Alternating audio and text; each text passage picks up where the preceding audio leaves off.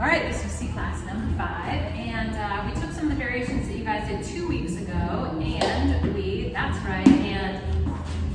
we made them a little bit more of our own. I think we executed them somewhat 2 weeks ago, but we wanted to try to play around with this more.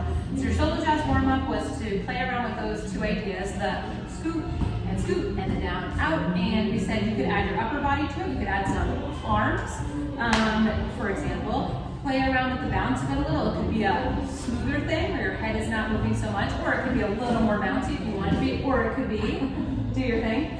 I love it, that was fun. Or do your arm with it, that was fun too. Well, it's easier when you're with a partner. It is. Feels easier. Oh, yeah. We'll do that one. And then, so we talked about bounciness of it, smoothness of it. Low high, right? So you could really go low and then come up, playing around with those different ideas. Then we tried those things with a partner in the context of the send out, right? So, for example, and the behind the back.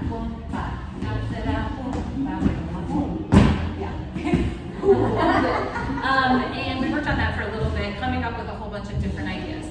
Then I think we did a new rhythm after we did a bunch of those. So new rhythm for behind the back swing out. Follows looks like this. I'm gonna just do a plain one for now. That rhythm looks like this. 1, 2, 3, 4, 5, 6, 7, 8. So it's kind of like a step down and swoop behind, little hook behind. The leads had a variation that looked like this. 1, 2, 3, 4, and 5, 6, 7, 8. 1, 2, 3, 4, and 5, 6. You can meet your partner on that 7, 8 if you want. So that one leads was 1, 2, 3, 4, and 5, 6, 7, 8. So we talked about if you want leads to kind of execute that move, try to maybe make it a little bigger, use your arms, maybe hold on that leg, just so it doesn't look like you're unsure of your footwork, but it's really confident. Practice those 2 different syncopations, working on the rhythm.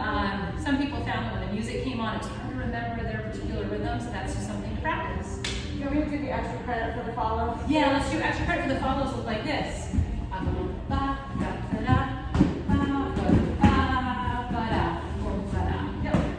So that one looks like this.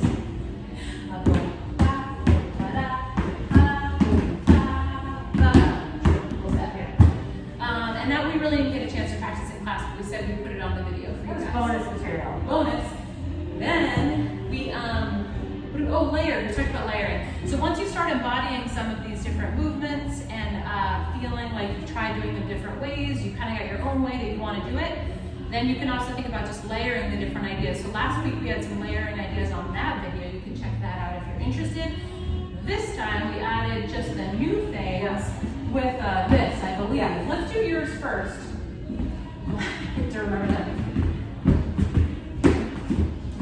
Yeah, okay, cool. And I keep going with the swing out. Is it better if I keep going with the swing out for you there? Keep going. Oh, yeah. Okay.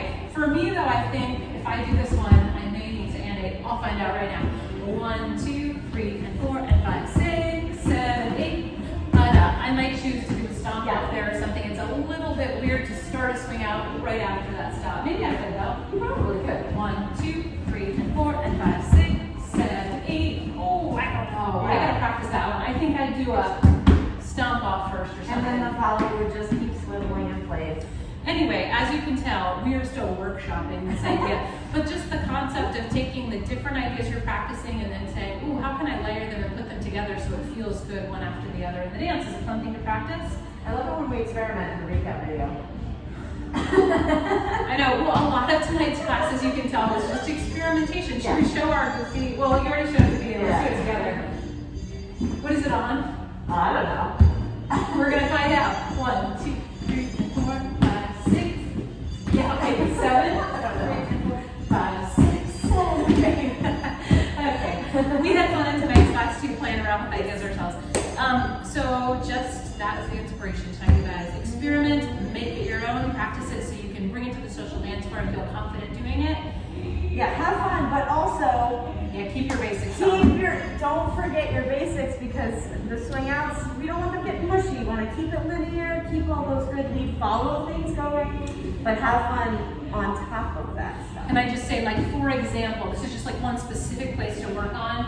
Let's do the 6, 7, 8, melt into the 8. Saw a lot of leads kind of trying to pull on that because you're not setting your body up in the right place. So for example, 1, 2, 3, and 4, 5, 6, 7, 8, boom. Like I'm having to, on that 8, think about moving my center to start initiating that movement. If you're just kind of stopping on 8, then there's that tendency to kind of pull there because you want that natural flow that a swing out would normally have. Right. So that's just one spot to kind of work on making sure you're setting your body movement up to not yank or do the things that you normally don't do, but you might do if you're doing a variation. Now we can high five. Nice. Good job, you guys.